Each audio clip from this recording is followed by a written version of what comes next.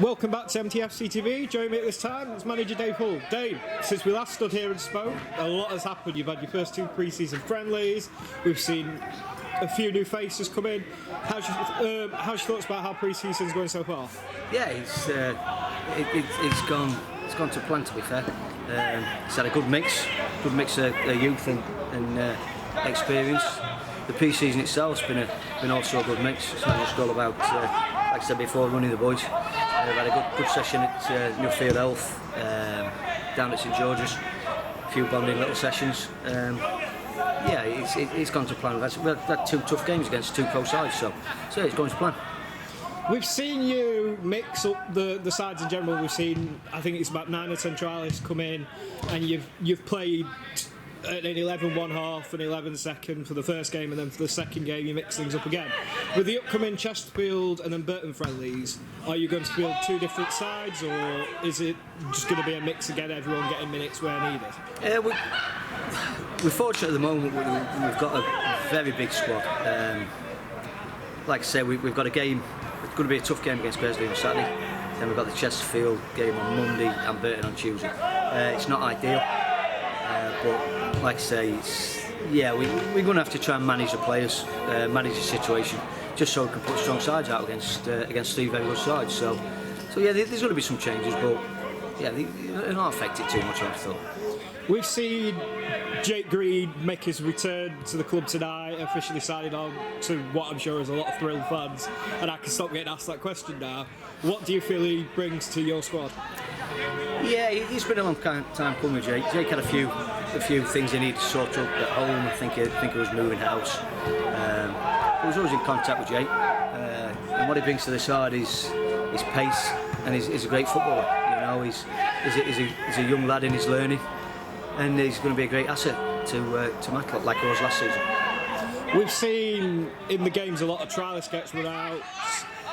Are we expecting to see any more new trialists come in, or are you whittling your squad down from what you've got? Who knows? There's nobody planned on coming in on trial, but the phones is always ringing. I'm always getting messages on social media. We're always getting recommended certain players what's been released from higher clubs. So never say never. Like I said before in previous interviews, you know, players will come, players will go. It's 4 weeks away from the season, so a lot can happen between then. But we've got this core. So yeah, we're just fine tuning if any players do come or do leave.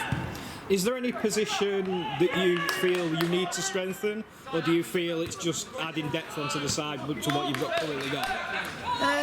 No, there's no place in this Matlock side that we've got a weakness, if I'm honest. We've got covering in all areas. You know, as you can see, the boys absolutely buzzing behind me.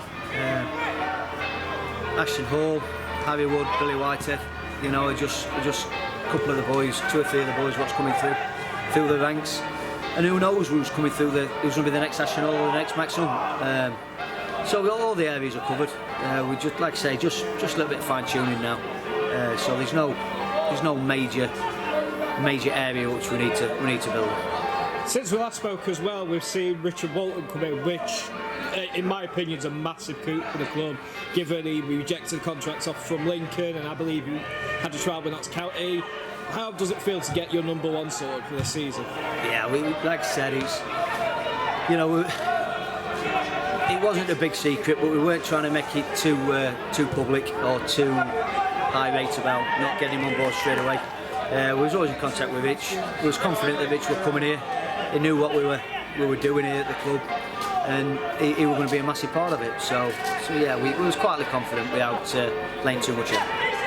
When I came down to St George's Park with the squad on Saturday, what was really great to see was a lot of the lads. You can tell there's a good bond already. There's a lot of banter going around amongst themselves. You seem to have a really cool group that's fostered and is very inclusive, bringing especially the younger lads into the squad.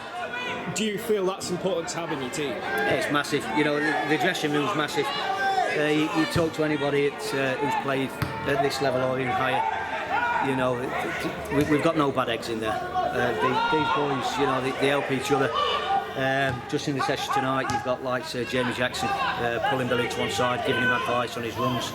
and even Jacko himself, he's still learning. You know, the players never stop learning.